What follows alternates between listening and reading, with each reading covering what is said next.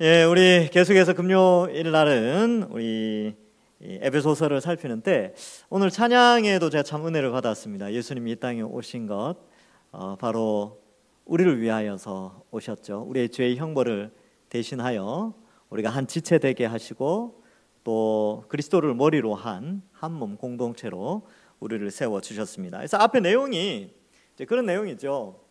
우리가 하나다. 많이 들어보셨죠? 우리는 하나다.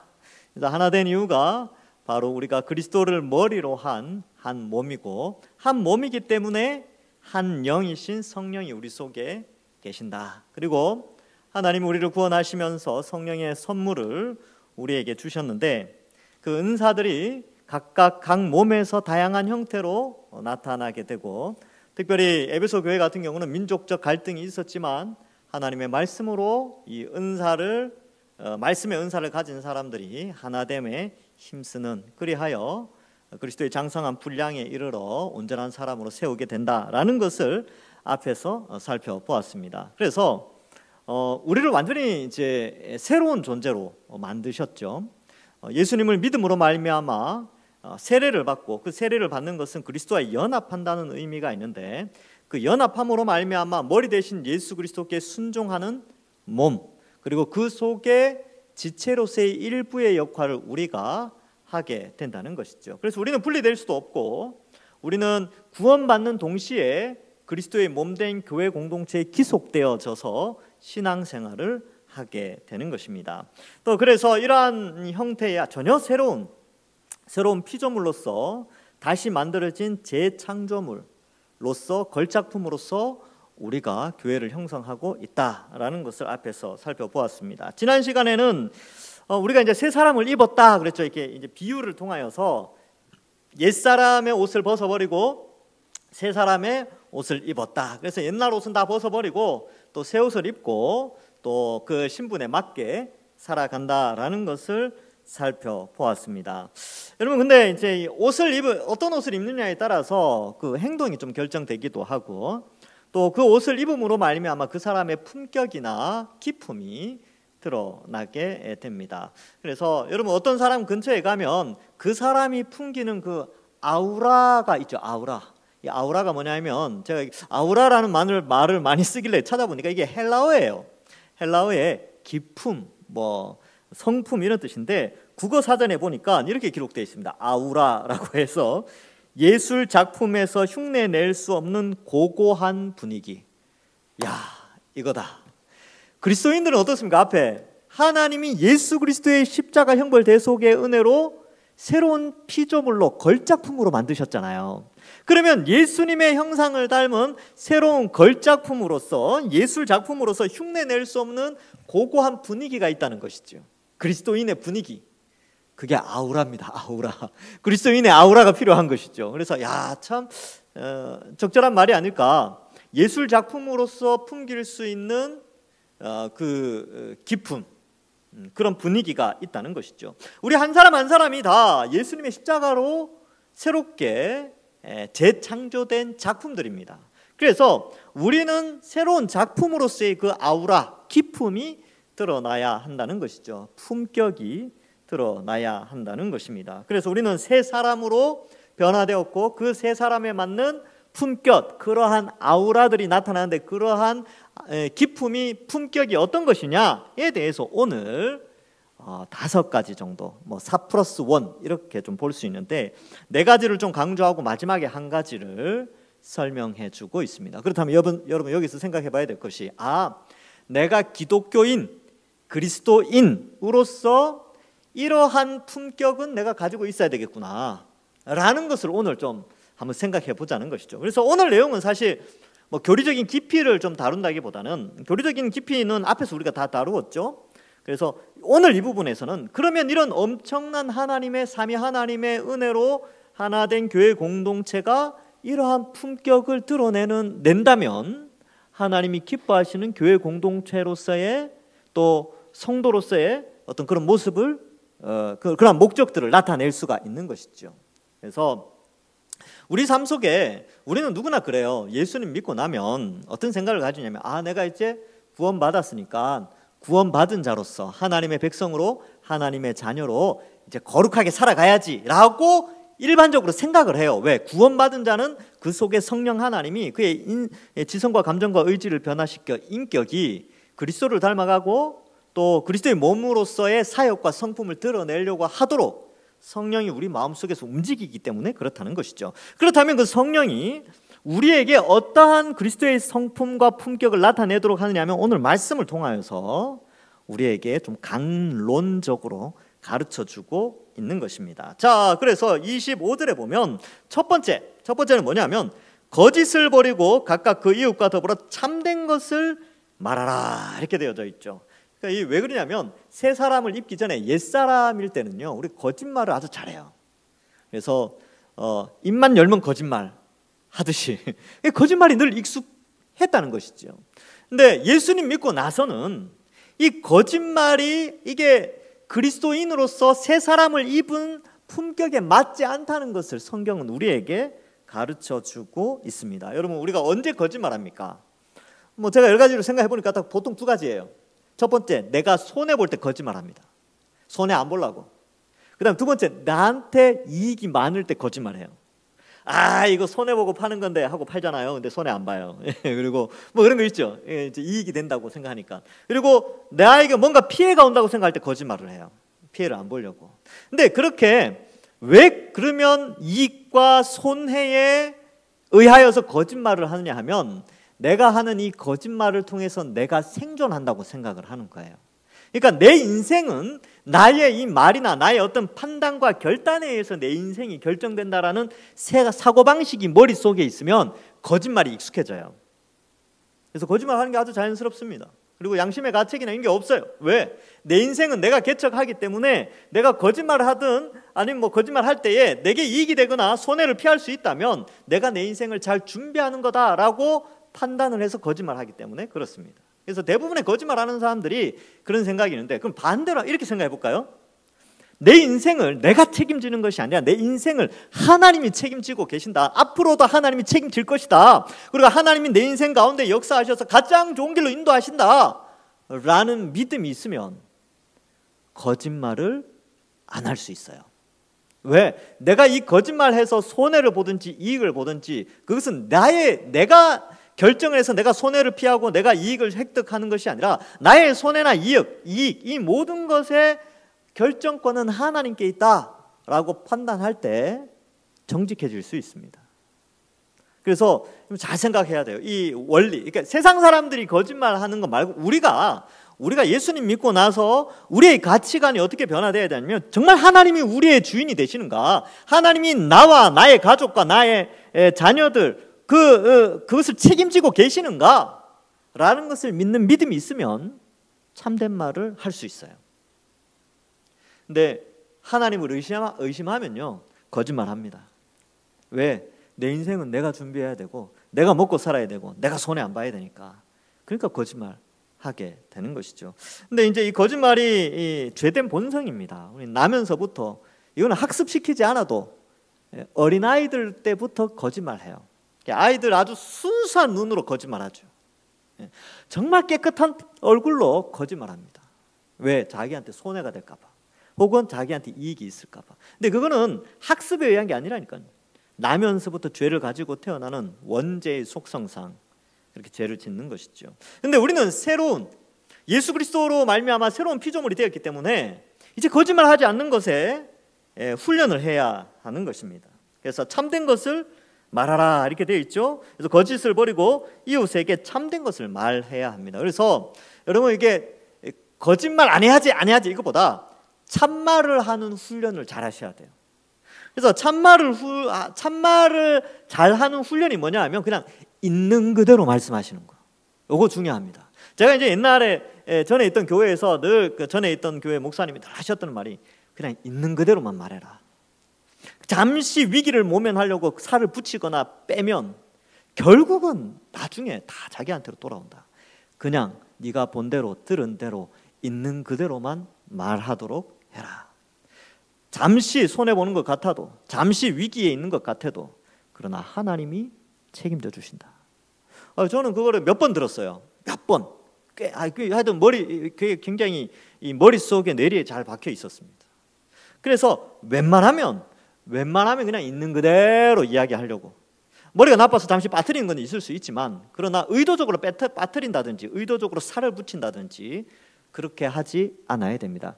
왜냐하면 우리는 지체이기 때문에 그렇죠. 우리가 서로 지체가 되기 때문에 살을 붙이거나 빼면 누군가에게는 피해가 가게 됩니다.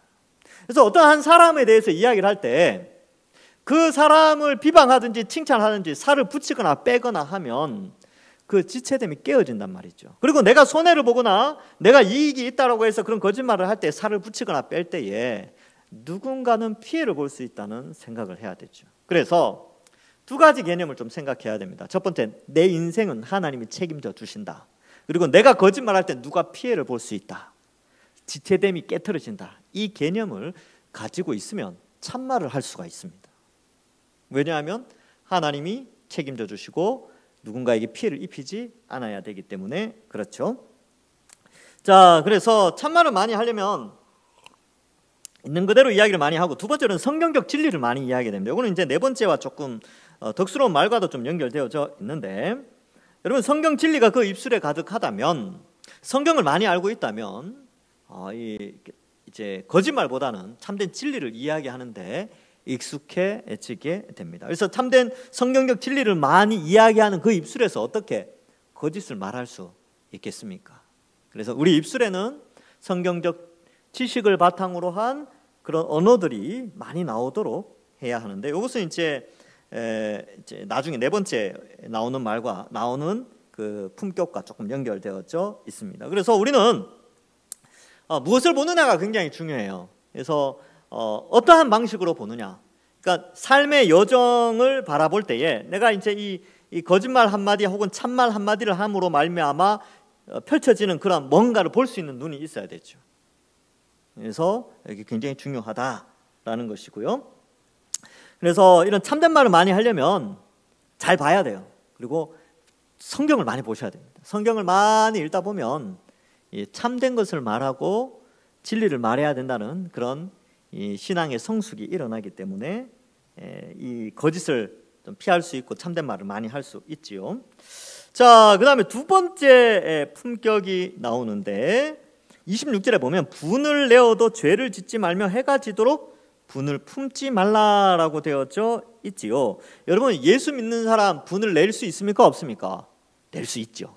여기 나오잖아요. 분을 내어도, 이 말은 분을 낼 수 있다는 거예요. 화가 날 때가 있다는 거죠. 그런데 분을 내어도 죄를 지으면 안 돼요. 이 죄를 짓는다는 게 뭡니까? 하나님의 뜻에 합당하지 않은 생각이나 말과 행동을 하지 않도록, 이 분은 마음속에서 일어나는 것이지 이것이 바깥으로 표출되어지지 않도록 하라는 것입니다. 이것이 표출되어지면 공동체의 이 지체됨, 하나됨이 깨트려지기 때문에 그렇습니다. 그래서 분을 낼 수 있죠. 언제 분을 많이 납니까? 그래서 의견이 맞지 않을 때, 둘 다 좋은 의견이라도 서로 맞지 않으면 서로 분을 내기도 합니다. 그리고 내 마음을 몰라줄 때, 억울할 때, 또 이 상대방에게 이렇게 거짓말을 통해서 이제 거짓 소식이 내 속에 들어와서 내게 억울함이 생겼을 때나 뭐 사실이 왜곡되어져서 내게 피해가 있을 때 우리는 분을 많이 내기도 합니다. 또한 경제적으로 손해 볼 때도, 피해를 볼 때도 분이 나기도 하지요. 그리고 자존심이 상할 때도 분이 나기도 합니다. 여러 가지 경우가 있지요. 인간 사회 속에서 우리는 다 연약하기 때문에, 또 죄된 본성을 우리가 구원은 받았지만 아직 육체의 연약함과 이 시대의 악함으로 말미암아 때로는 분내는 일이 간혹 있기도 합니다. 근데 분을 안 낼 수는 없지만 죄를 지어서는 안 된다. 그 분이 입으로 나오든지 아니면 악한 생각을 꾀하든지 계획을 하든지 뭐 폭력으로 나타나든지 이렇게 되어서는 안 된다는 것이죠. 그럼 어떻게 해야 되느냐? 해가 지도록 분을 품지 말라는 것입니다. 근데 이게 굉장히 힘들어요. 왜냐하면 해가 지기 전에 분이 났어. 뭐 몇 초 만에 이제 분을 사그려야 되는데 이게 안 되거든요. 그러니까 이게 꽤 오래 가요. 실제적으로 여러분들 사람들과의 관계 속에서 분이 일어날 때 어떻습니까? 사람마다 좀 다르긴 한데 하루 가는 사람도 있지만 일주일 가는 사람도 있어요. 그리고 몇 주를 가는 사람도 있습니다. 근데 성경에서 말하는 바는 뭐냐면 빨리 분을 풀어야 된다. 분을 품으면 안 된다라는 것을 말씀해 주고 있습니다. 여러분, 분을 품지 않고 어떻게 해야 됩니까? 분을 삭혀야 되죠. 그럼 어떻게 됩니까? 그리스도인들 잘못하면 화병 날 수도 있어요. 근데 그렇게 살았습니다. 예수 믿는 사람들은 그렇게 역사적으로 화를 품고 살았어요. 분이 나도 참고, 먼저 손해보고 그렇게 사는 바보같이 살았던 사람들이 바로 그리스도인들입니다. 예수님이 그러셨죠. 예수님이 얼마나 억울했습니까? 십자가에 달리실 때. 곱게 달린 것도 아니죠. 억울한 재판, 너무나 억울했죠. 거짓 증인들 많이 세웠고 거기다가 조롱까지 당했죠. 머리에 가시 면류관까지 쓰고 갈대를 주고 나중에 십자가에 달려서 속옷까지 다 벗겨지고 채찍에 맞고 얼마나 억울했습니까? 그런데 어땠어요? 참았죠. 그리고 예수님이 제자들에게 뭐라고 말씀하셨습니까? 누구든지 나를 따라오려거든 자기 십자가를 지고 나를 따라오라. 그렇게 말씀하셨어요. 그러니까 이게 뭐냐 하면 그리스도인의 삶을 그냥 예수님이 이야기한 거예요. 그리고 그 삶을 보여주신 거죠. 그렇다면 여러분, 우리가 예수님을 믿어서 그리스도와 연합했다 그러잖아요. 연합했는데 문제는 뭐냐면 연합하는 순간 그리스도의 몸이 되면서 그리스도의 남은 고난에 동참하게 됩니다. 이 사도 바울이 그런 표현을 쓰죠. 그러면 이건 사도 바울에게만 해당되는 겁니까? 아니면 목회자들에게만 해당되는 것일까요?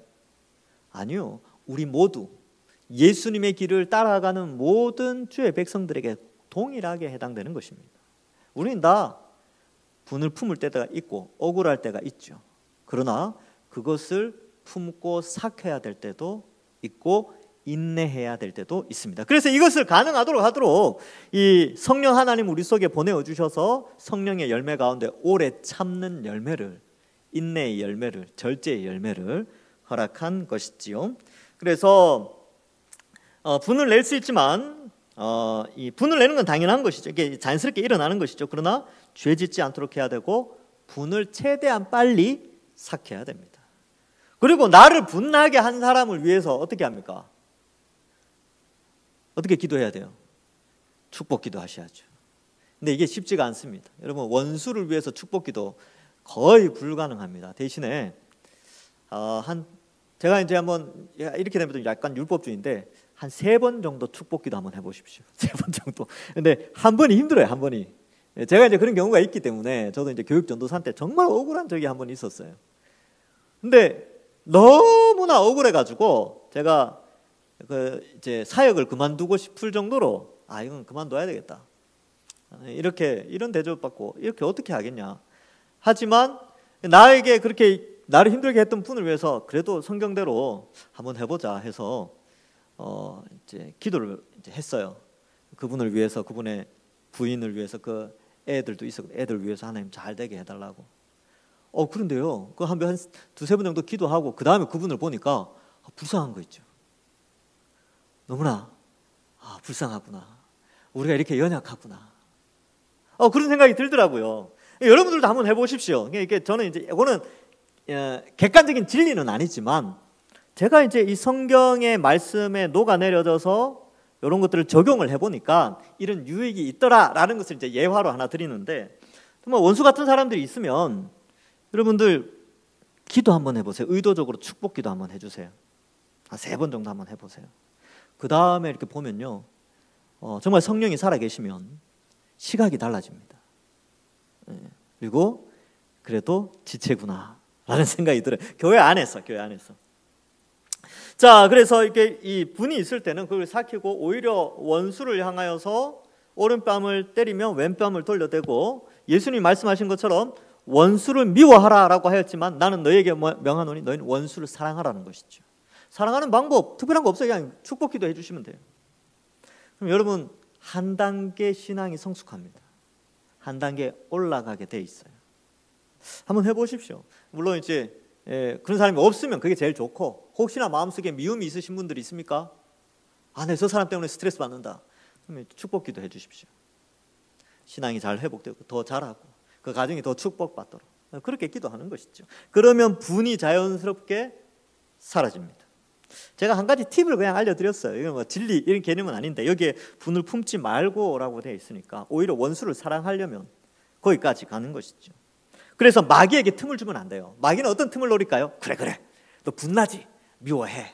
야, 미워하는 거 정도 될까? 야, 뭔가 계획을 세워가지고 그 사람은 너도 또 받은 그대로 돌려줘야 되지 않겠냐? 야, 계획 세워봐. 야, 여론을 모아가지고 피해를 입히려고 해봐. 그러면 어떻게 됩니까? 교회 안에서 그렇게 되면 지체됨이 깨어지죠. 앞에 4장부터 쭉 이야기되어졌던 은사, 그리스도의 몸된 교회, 새로운 피조물로서의 그리스도의 형상을 닮은 자, 그리스도의 성품과 사역, 이 모든 것들이 다 깨어집니다. 마귀로 틈타지 못하게 해야 하는 것이죠. 그래서 굉장히 신중하게 우리는 생각해야 하는 것입니다. 자, 이게 이제 두 번째 품격이죠. 그러니까 그리스도인들은 이런 품격이 있어요. 세상 사람들은 어때요?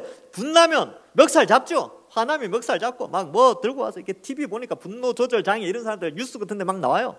세상 사람들은 그렇게 살아요. 우리 그리스도인들은 참는 거예요. 참고 때로는 삼키고 그렇게 사는 거죠. 화병 생기면 어떡합니까? 하나님이 다 아십니다. 화병 그러면 뭐 우리 사도들이나 예수님이 최고의 화병이 생겼겠죠. 억울한데 우리가 그 길을 걸어가는 거예요. 자, 도둑질하는 자는 다시 이제 세 번째 품격이 나오죠. 도둑질하는 자는 다시 도둑질하지 말고, 이거는 8계명에 나오는 내용이죠. 그래서 도둑질하면 안 된다. 정당하게 어떻게 해야 되냐? 여기 보니까 돌이켜 가난한 자를 구제할 수 있도록 자기 돈으로 수고하여 선한 일을 하라. 이제 이 28절에 보면 한 세 가지 정도로 요약되는데, 이제 도둑질하면 안 된다. 두 번째, 가난한 자를 도와줘야 된다. 그럼 그걸 위해서 어떻게 해야 되냐? 야, 네가 일해가지고 돈 벌어서 선한 일 해야 된다. 요 세 가지예요. 그러니까 우리 그리스도인들, 새롭게 변화된 그리스도인들의 직업관과 경제관에 대해서 설명을 해주고 있습니다. 그러니까 여러분, 우리가 새 사람을 입은 자의 품격이 경제관에서, 직업관에서 나타난다는 거예요. 그러니까 우리는 모르는데 하나님 우리에게 이렇게 사는 것이 그리스도인의 품격이야 라고 알려주는 거예요. 첫 번째, 남의 것 탐내면 안 된다는 것이죠. 그러면 어떻게 하냐면 자기 것을 감사할 줄 알아야 되죠. 근데 인간의 본성상 우리 육체가 연약해가지고 끊임없이 우리 속에는 탐심이라는 게 일어나요.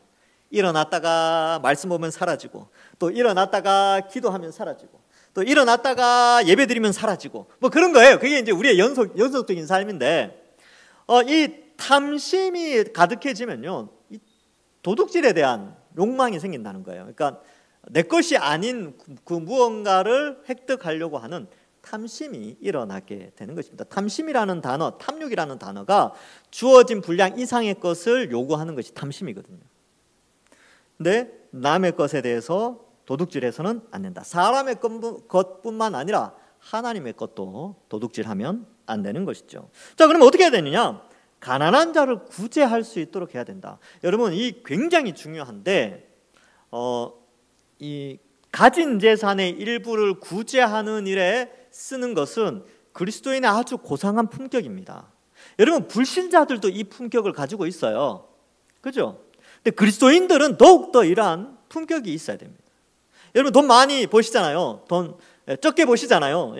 많이 버시잖아요. 많이 벌든 적게 벌든 그 중에 일부를 구제하는 일에 힘써야 됩니다. 성경헌금을 하든 따로 구제헌금을 하든 그렇게 하는 거죠. 그래서 저는 이제 아내와 같이 그렇게 해요. 우리 수입의 몇 %를 구제비로 낸다. 그래서 이제 저 같은 경우는 이제 개척교회 목사님들을 따로 이 교회의 어떤 그런 뭐 특별 보조금이나 이런 걸로 쓰지 않고 순수하게 제가 받는 것의 일부를 드리도록 합니다. 몇 %. 아내랑 이제 이야기를 했어요. 여러분들도 마찬가지입니다. 여러분들이 하나님께 드릴 것 드리세요. 그러나 그 중에 또 일부는 가난한 자들을 위해서 쓸 수 있는 여유가 있었으면 좋겠습니다. 얼마나 하라고 말씀드리지 않아요. 1,000원도 좋고 10,000원도 좋습니다. 5,000원도 괜찮아요. 그러나 구제하는 손길이 필요하다는 것이죠. 우리가 돈 벌어서 나의 필요를 채우는 게 필요하죠. 예, 우리의 필요를 채우는 게 있습니다. 교육도 시키고 집에 뭐도 사고 해야죠. 필요를 채우는 것인데 그 가운데 일부는 구제하는 일에 쓰는 것이 성경에서 구약과 신약 동일하게 우리에게 그러한 경제관을 가르쳐주고 있다는 것입니다. 그럼 거기에 순종해야죠. 그래서 우리가 버는 수입의 일부를 구제하는 것에 써야 된다는 것입니다. 근데 그 구제하는 돈을 버는 방식은 자기 손으로 수고하여 선한 일을 하라. 이 선한 일이 바로 이 구제와 연결되어져 있다는 것이죠. 그래서 여러분 이 경제관을 잘 세워야 되는데, 여러분 이 시대는요 끊임없이 인풋, 이 재정을 안으로만 끌어당기는 것에 관심이 있어요. 이 아웃풋, 밖으로 내어 놓는 것에는 관심이 없습니다. 물론 그렇게 사회 분위기는 그렇게 돼 있지만 나중에 하나님 앞에서 좀 이런 부분에 있어서는 좀 부끄럽지 않아야 되지 않겠습니까? 그래서 하나님이 이렇게 저한테 많은 것으로 주셨으니 그 가운데 일부를 가난한 자들을 위해서 쓰겠습니다 라고 하는 것이 너무나 귀하다는 거예요. 성경에도 보면 그런 사람들에 대해서 칭찬이 많이 나오고 있습니다. 그래서 자기 손으로 수고하고 선한 일을 하라. 그러니까 자기 손으로 수고하라는 것은 자기 노력에 정당한 대가를 취하는 것이지, 노력 없이 남의 것을 훔치는 것은 이 손으로 수고하는 것이 아니다라는 것을 말해주고 있습니다. 그래서 여러분 이 땅에서의 재정과 직업관이 굉장히 중요하죠. 그래서 잘 세워야 됩니다. 그런데 한 가지 팁을 하나 더 드릴게요. 그건 뭐냐 하면, 여러분 재테크도 많이 하시고 그러는데 이 땅에서 열심히 일해서 돈을 모아서 적금도 하고 뭐 투자도 하고 하시죠. 근데 그거 몇 년 쓰십니까? 몇 년 쓰실 수 있으세요? 여러분들 자녀들까지 합치면 몇 년 쓰겠죠, 그렇죠? 근데 없어져요. 나중에 다 없어진단 말이죠. 그러면 영원히 없어지지 않는 뭔가에 투자할 수 있다면, 예수님이 오셔서 오죽 답답했으면 예수님이 그 3년간 공생애 하시잖아요. 3년간 공생애 하시면서 하신 말씀이 얼마나 많았겠습니까? 근데 그 가운데 너희 보물을 하늘에 쌓아두라 라는 말씀도 하셨어요. 왜냐하면 땅에 쌓는 것도 의미가 있지만 하늘에 어떻게 좀 쌓는, 정말 제대로 된 영원한 재테크, 영원한 투자를 좀 하라는 것이죠. 그 방편이 바로 이 구제하는 일과 연결되어져 있다는 것이죠. 그래서 여러분 이 하늘에 재테크하는 거는요 손해가 없습니다. 그리고 뭐 복리 뭐 이런 거 있는데 뭐 잘은 모르지만 하여튼 뭐 그런 게 있나 봐요. 그것과 비교할 수 없습니다. 예. 그리고 영원한 소멸되지 않는 하늘 창고입니다. 자, 이러한 것들을 이제 그리스도인의 품격으로 말해주고 있지요. 네 번째는 뭐냐 하면요, 29절에 보면 무릇 더러운 말은 너희 입 밖에도 내지 마라. 이 더럽다라는 표현이 되어 있는데 이게 단어를 찾아보니까 무익한, 쓸모없는, 열매 없는 뭐 이런 뜻이라고 합니다. 쓸데없는 말은 하지 말라는 것이죠. 그러면 뭐 그런 말들이 있어요. 전혀 유익되지 않는 말, 이 세상의 그런 이야기들, 하나님의 영광과 전혀 상관없이 인간의 탐욕과 정욕을 내뱉는 말이나 뭐 그런 것들이 있죠. 그런 것들은 의미가 없고, 여기 보니까 어떻게 되어 있습니까? 오직 덕을 세우는 데 소용되는 대로 선한 말을 하여 듣는 자들에게 은혜를 끼치게 하라. 예수 믿는 사람들은 이제 저렴한 욕은 안 해야 됩니다. 이제 입에서 왜 있잖아요. 그 조폭 영화에 나오는 언어들, 그런 거, 폭력 영화에 나오는 언어들 있지요. 그런 거 이제 입에 내시면 안 돼요. 그리스도인은 언어가 변해야 됩니다. 그래서 그 중고등학생들, 중학생들 은혜 받으면요 말이 달라집니다. 이제 제가 중고등부 사역을 해보니까 그래요. 은혜 받고 막 예수님에 대해서 알게 되고 이렇게 되니까 애들 언어가 바뀌어요. 이렇게 욕이 많이 줄어듭니다. 욕이. 어른들도 마찬가지. 어른들도 막 쌍욕 하시는 분들도 예수 믿고 나면요 욕이 사라졌죠. 그리스도인으로서 어떻게 그런 욕을 할 수 있겠습니까? 그리고 음란패설도 안 해요. 이제 그리스도인들은 음란패설 하지 않습니다. 그것은 이제 부부 안에서 이루어지는 것이기 때문에 그것이 바깥으로 나타나지 않는 것이죠. 그런 더러운 말들은 하지 않는 것이고, 또 덕스럽지 않은 말들은 하지 않는 것이죠. 오히려 성경 말씀의 근거에 덕을 세우는 데 소용되는 선한 말이란 것은 성경 말씀을 바탕으로 할 수 있는 말들, 그런 것들을 해야 되죠. 여러분들의 입술에는 어떤 말들이 있습니까? 그래서 이러한 이제 이 네 가지 정도를 이렇게 살펴보았죠. 첫 번째, 거짓말하지 말고 참된 것을 말하고. 분을 낼 수는 있는데 죄 짓지 말고 분 빨리 풀어야 되고. 세 번째는 도둑질보다는 구제하고 자기 일을 해서 선한 일을 해야 된다.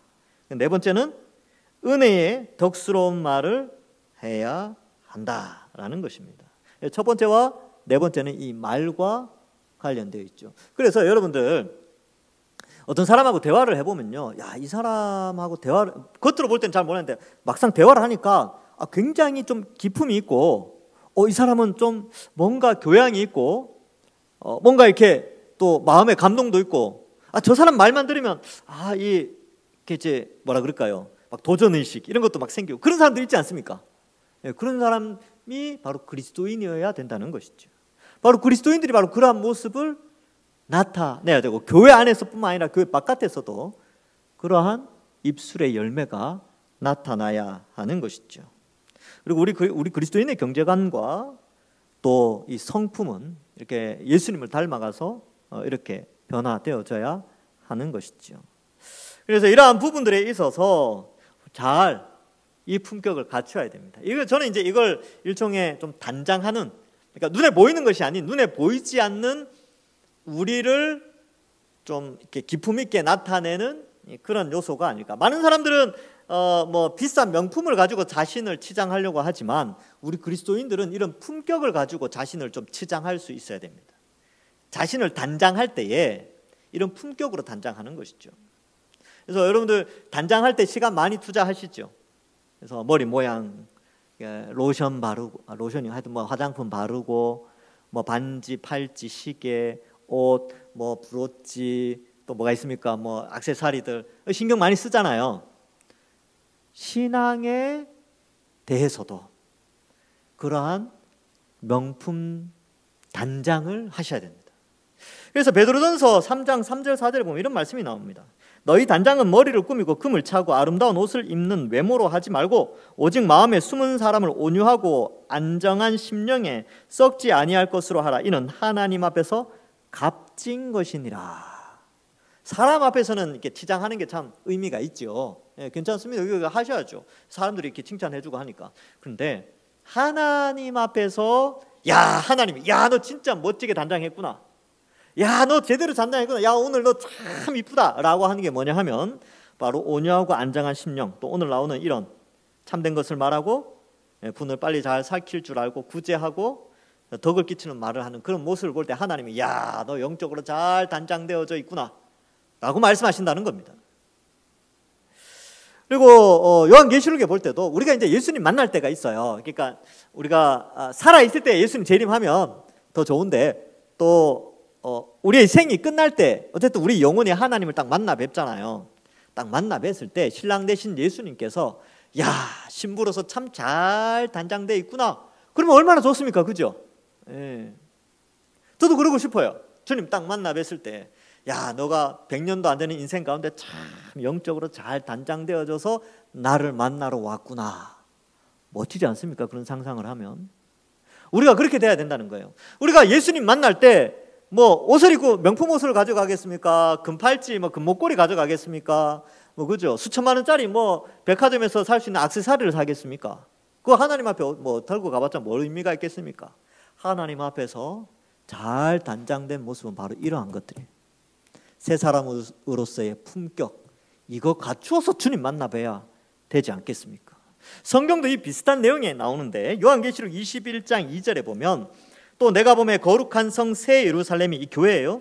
새 예루살렘이 하나님께로부터 하늘에서 내려오니 그 예비한 것이 신부가 남편을 위하여 단장한 것 같더라. 신랑 되신 예수님을 위하여 단장된 거룩한 새 예루살렘, 바로 우리 교회죠.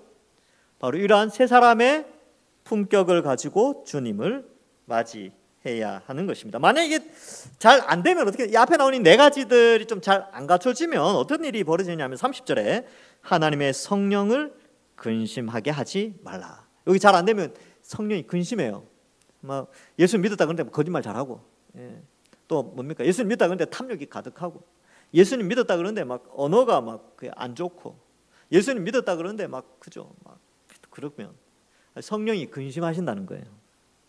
그래서 성령께서 선한 길로 인도하는 대로 이러한 품격들을 잘 갖춰야 되고, 31절에는 또 버려야 될 것들도 많다는 거죠. 모든 악독과 노함과 분냄과 떠드는 것과 비방하는 것은 모든 악의와 함께 버려야 된다. 앞에 나왔던 옛사람을 벗어버린 것처럼 그 옛사람의 형태가 이런 형태로 있다는 것이죠. 여러분, 우리는 어떤 것을 버려야 됩니까? 악독, 노함, 분냄, 떠드는 것, 비방하는 것, 악의, 이 모든 것들, 이 세속에 속한 것들을 오늘 이 밤에 버리셔야 됩니다. 깨끗하게 버리셔야 돼요. 예, 오늘 목욕하러 오셨다 생각하시면 됩니다. 그리고 목욕하면 어떻습니까? 단장하잖아요. 단장. 예, 때 벗기고 피부 뽀얗게. 그러니까 오늘 내 속에 있던 지난 일주일 동안 살아오면서 있었던 모든 악독과 노함과 분냄과 떠드는과 비방한과 모든 악의, 모든 죄악들을 주님 앞에 내어놓고 깨끗하게 하는 것이죠. 32절에 보면 서로 친절하게 하며 불쌍히 여기며 서로 용서하기를 하나님이 그리스도 안에서 너희를 용서하신 것 같이 하라. 용서라는 단어가 2번 나오는데 제가 아까 4+1이라고 했죠. 여기 앞에 나오는 4가지뿐만 아니라 마지막으로 한 가지 더, 한 지체됨. 이 4장의 큰 주제가 하나됨인데, 이 하나됨에 있어서 굉장히 중요한 요소가 뭐냐면 용서하는 겁니다. 지체 안에서 서로가 다 연약하기 때문에 다 서로가 다르고, 또 내가 볼 때는 참 부족한 많은 사람들이 것처럼 보일 거예요. 서로가. 그러나 용납하는 것, 용서하는 것이죠. 우리는 다 1만 달란트 빚진 자들입니다. 상대방의 몇백 데나리온 빚진 거, 그거 막 화내고 그럴 필요가 없어요. 우리는 너무나 큰 용서를 받았기 때문에 우리 안에서 서로 용서하고 용납하는 것이 필요합니다. 그것이 바로 그리스도인의 품격이에요. 5번째 품격. 그래서 신앙이 잘하면요, 용서도 잘하고 용납도 잘해요. 그래서 여러분들 연약한 모습들 다 있지만 서로 용납하고 용서해 주면서 하나됨을 지켜 나가는 것입니다. 말씀을 맺습니다. 오늘은 상당히 좀 어떻게 보면 그리스도인의 윤리에 대해서 좀 설명을 드렸는데 5가지 품격에 대해서 함께 살펴보았습니다. 나는 이러한 품격들 가운데서 어떠한 부분들이 좀 부족한 것인가 자신을 돌아보고요. 또 하나님께 기도할 때 이게 우리 힘으로 잘 되는 부분이 아니에요. 성령이 우리 속에서 말씀을 통하여 도움을 주셔야 이러한 품격들을 가질 수가 있습니다. 그래서 이 5가지 이 품격들을 잘 앞으로 더 잘 갖출 수 있도록 기대하고 또 기도하면서 또 이렇게 성장해 나가는, 그리하여서 우리 동산교회 공동체가 이 지체됨, 하나됨을 더욱더 잘 지켜나가서 그리스도의 성품을 담고 그리스도의 사역, 사명을 감당하여 하나님께 영광 돌리는 아름다운 공동체 되기를 주님의 이름으로 간절히 축원합니다. 기도하겠습니다. 하나님 아버지, 은혜를 감사합니다. 예수 그리스도의 십자가 형벌 대속의 은혜로 우리를 구원하여 주시고, 또 우리가 그리스도를 머리로 하여 한 몸, 한 지체로, 또 한 가족으로 우리를 불러주신 은혜 감사합니다. 이제 새 사람을 입어 새로운 피조물로서, 새로운 걸작품으로서 거기에 합당한 그리스도의 성품과 품격을 닮아 참된 말을 하고, 또한 탐심을 버리고, 또 우리의 거룩한 입술을 나타내고, 때로는 죄된 본성으로 분이 일어날 때 그것을 빨리 십자가를 바라보고 삼킬 줄 아는 그러한 마음과, 또 서로를 바라보며 용서하고 용납하는 넓은 마음을 주셔서 우리가 더욱더 사랑하는 교회 공동체가 되게 하여 주옵소서. 이 밤에 주님 앞에 기도할 때 우리의 기도를 들으시고 응답하여 주실 줄 믿사옵고 감사드리오며 예수님의 이름으로 기도하옵나이다. 아멘.